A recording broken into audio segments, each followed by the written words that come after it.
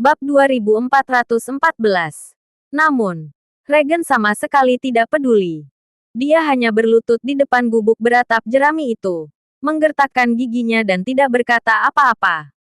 Persis sama seperti Jayub yang datang untuk memohon belas kasihan. Yasmin juga berlutut di depan gubuk jerami tanpa berpikir panjang. Namun, kali ini, tidak ada suara yang terdengar dari dalam gubuk beratap jerami itu. Waktu berlalu perlahan. Matahari juga mulai terbenam. Di bawah rasa sakit yang hebat, wajah Regen menjadi makin pucat. Tanah di bawahnya ternoda oleh darah yang merembes keluar. Namun, Regen mengatupkan giginya dan tidak mengatakan apapun. Matahari mulai terbenam. Pada saat ini, suara samar akhirnya datang dari gubuk jerami. Aku nggak akan menghukum Saka. Akhirnya, begitu mendengar suara itu, Regen tiba-tiba mengangkat kepalanya dan menyahut dengan suara keras. Kalau aku kalah dari Roni, aku akan mengakuinya. Tapi Saka adalah bawahan Roni. Sebenarnya adikku yang dikendalikan oleh Saka. Cuma ada dua hal yang ingin kukatakan. Pertama, Saka terlahir dengan sifat pemberontak. Dia akan mengabaikan keagungan keluarga kerajaan kita di masa depan.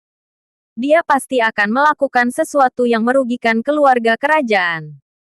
Dia nggak boleh dibiarkan begitu saja. Kedua, bagaimanapun juga, aku adalah seorang pangeran, sementara keluarga Romli adalah pilar negara. Tapi guru negara menganggapnya nggak ada. Dia justru dianggap lebih tinggi pangeran. Dunia ini sebenarnya milik siapa? Milik guru negara atau ayahanda? Krek. Pintu gubuk jerami itu terbuka. Seorang pria setengah baya berpakaian santai berjalan keluar. Dia berusia sekitar 40 tahun dan tidak tampak berwibawa. Orang yang baru saja berkuasa akan merasa gembira karena memiliki kekuasaan. Tetapi kaisar yang telah berkuasa selama puluhan tahun hanya merasa agak malas. Pria itu menatap Regen yang sedang berlutut di tanah. Suaranya yang tadinya tenang, kini menunjukkan sedikit ketidakpedulian. Siapa yang mengajarimu berani mengkritik guru negara? Setelah pertarungan ini, semua orang di dunia akan tahu. Kenapa kita butuh orang lain untuk mengajari kita? Ini semua adalah kata-kataku sendiri. Regen mengumpulkan keberaniannya sambil menatap kaisar. Yasmin yang berdiri di samping merasakan tekanan luar biasa ketika ayah dan anak itu saling menatap. Ekspresi wajahnya menjadi agak pucat. Setelah beberapa saat, tatapan mata kaisar agak mengendur dan dia berkata, "Guru negara, pada akhirnya melakukannya demi kebaikan negara Elang. Selama dia nggak memberontak, aku akan membiarkannya pergi." Setelah mendengar ini, Regen agak terkejut sambil menatap kaisar, seolah mencoba mencari tahu apakah perkataannya itu nyata atau tidak. Bagaimana mungkin kaisar bisa benar-benar melepaskan seseorang yang merupakan ancaman bagi kekuatan kerajaan? Tentang Saka, kaisar berkata dengan tenang, orang ini nggak memenuhi syarat untuk menjadi ancaman besar bagi negara Elang. Tapi ini adalah kesempatan yang baik bagimu untuk mendapatkan pengalaman. Kalau kamu memiliki ambisi, singkirkan orang ini sendiri. Regen sedikit mengernyit dan menyahut. Yasmin akan melakukannya untukku. Aku cuma minta tolong pada ayahanda untuk membantu Yasmin memasuki gudang senjata kerajaan untuk berlatih.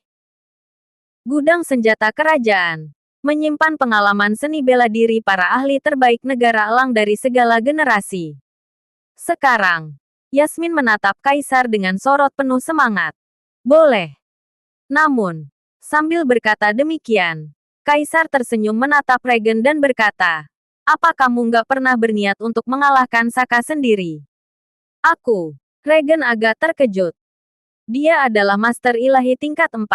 Tetapi dalam hal kekuatan bertarung, dia hanya bisa dipukuli ke tanah oleh Saka. Bersiaplah. Besok, kita akan memasuki alam rahasia kerajaan.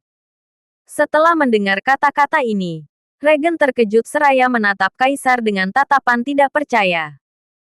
Alam rahasia kerajaan merupakan tempat yang diciptakan oleh kaisar sebagai tempat berlatih para keturunannya.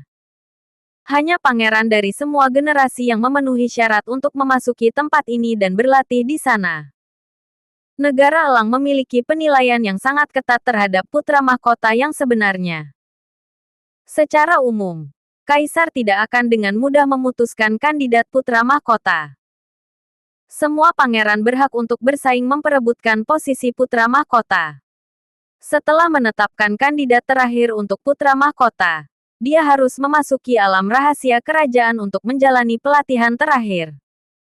Hanya mereka yang keluar hidup-hidup yang bisa dianggap sebagai pangeran yang sebenarnya.